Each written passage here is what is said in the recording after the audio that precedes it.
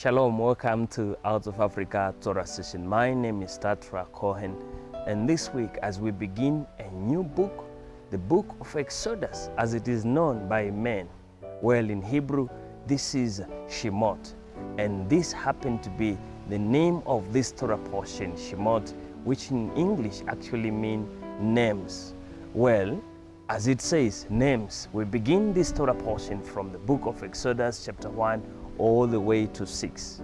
And as the name suggests, names, we begin with 70 names or 70 souls according to our sages. Our sages go ahead to actually say that these 70 names were not just ordinary names. They were listed because their list was very important. And secondly, they were listed because these 70 were righteous. All of them were considered righteous. No wonder why they were listed. Well, this Torah portion carries a lot of interesting things. We see that they image a Pharaoh who claims not to know Joseph. Well, this is rather absurd. Imagine you would find someone who claim, and you are even a Pharaoh after all, and you claim not to know Joseph. In other words, he simply would not want to give credit to who Joseph did. In other words, to what Joseph did. So we see a lot of interesting things.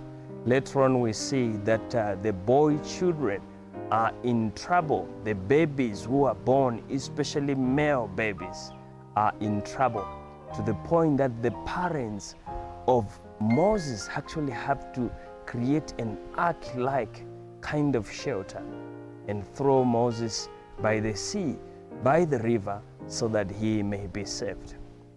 And surprisingly, we see how Moses is saved and he grows up in the house of Pharaoh, and later on he chooses not to identify as a Pharaoh or as a prince in Pharaoh's household, but he chose to suffer and be called amongst his people. Such a bold statement from the little Moses as we see his life beginning to take shape.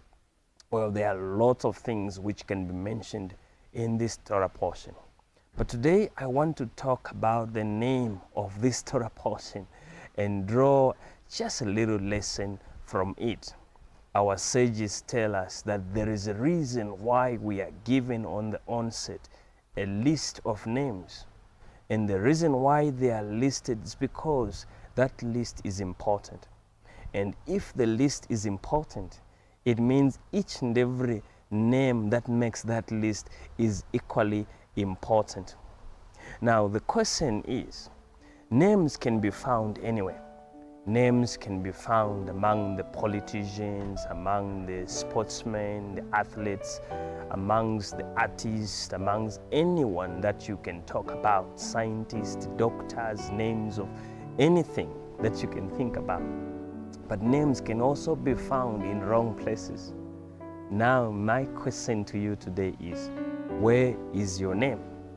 Well, you can choose where your name is supposed to be found. Like these children of Israel who entered, the 70 souls who entered in Egypt.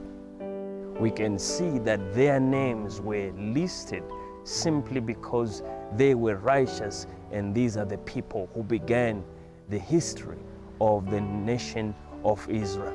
Imagine if your history can start with 70 people who are actually very righteous, and your name too is found among the 70 who are righteous. Imagine your name is mentioned among the 70 elders who come before Hashem and they say, Worthy, worthy, Kadosh, Kadosh is Adonai Tzavot. Imagine if your name is found among the 70 who have served the nation of Israel. Imagine if your name is found among the 12 who were the first Talmidim of Yeshua the Messiah.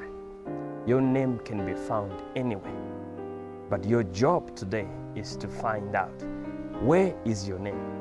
Your job today is to answer the question, where is your name? Well, on that being said, you can choose where you want your name to be. There are so many things that can determine where your name shall be. It is actually your choice to determine where your name is going to be.